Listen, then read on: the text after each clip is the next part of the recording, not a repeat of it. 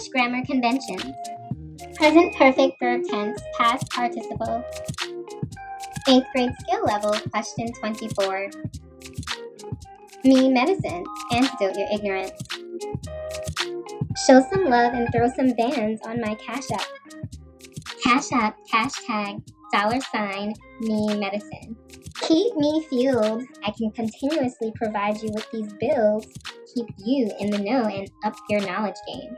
Be sure to subscribe. English Foundation, verb tense, question 24. Complete the sentence with the present perfect form of the verb. Legal representatives from both parties blank to the negotiating table to find a solution that, with any luck, will please everyone. The task here is to shift the tense of come to its present perfect verb form. The perfect tense describes completed actions. Another way of saying this is the perfect tense usually tells about something that has, had, or will have happened. To form the perfect tense, use a form of the helping verb to have with the past participle of the main verb. The past participle of a verb is usually the same as its past tense form.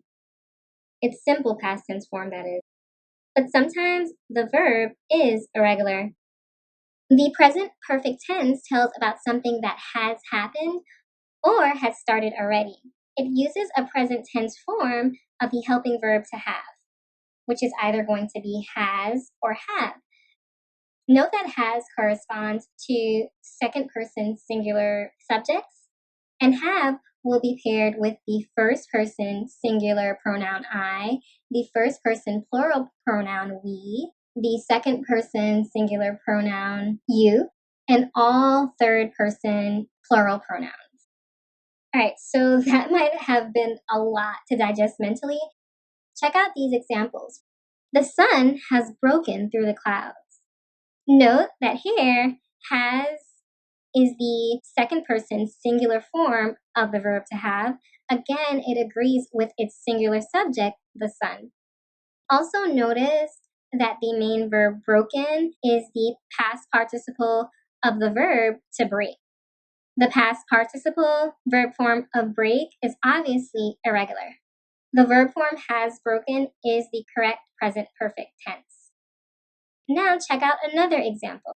John and Erica have played the violin for years. Note here that have is the present tense form of the verb to have that is paired again with I, you, we, and all plural subjects. Here, our plural subject is John and Erica. So the present perfect tense have played correctly corresponds to its plural subject, John and Erica. All right, back to the original question, now for a detailed solution. Again, the present perfect tense tells about something that has happened or has already started. It uses the present tense form of the helping verb to have, which is has, H-A-S, for singular third person subjects, such as in table. It's singular because we're only discussing one table. Table is written in the third person because we're speaking about the table. We'll get to the details of what constitutes first and second person in just a brief moment. The helping verb to have is going to be have, H-A-V-E, for the first person singular pronoun I. I is considered first person because it's when the speaker, either through spoken or written communication, is speaking of themselves. So we're also going to use have with the first person plural pronoun we, and we is plural because there's more than one speaker speaking of themselves or there's a representative speaking up directly for a group of people. Have is also paired with the second person pronoun you. You is when the speaker, either through written or verbal communication, is talking directly to or at a person, place, or thing. Have is also paired with all other plural pronouns, including those that are written in the third person. And just in case you're wondering, an example of a plural third person pronoun would be parties. It's plural because more than one party is being discussed. In this case, two, because parties is preceded by the adjective both. And this is third person communication because the sentence is speaking about people. He's speaking about themselves, and that would be first person. Although nowadays people do refer to themselves in the third person, which is really weird. Like when you use the slang term "she ready," that's you referring to yourself in the third person. It's odd. I do it sometimes myself. So either form of the helping verb to have, has, H-A-S, or have, is then combined with the past participle of the main verb, and voila, we have the present perfect tense. According to this rule, have come is the present perfect tense of the verb come. The main verb come is irregular. Notice that the past participle verb form is come.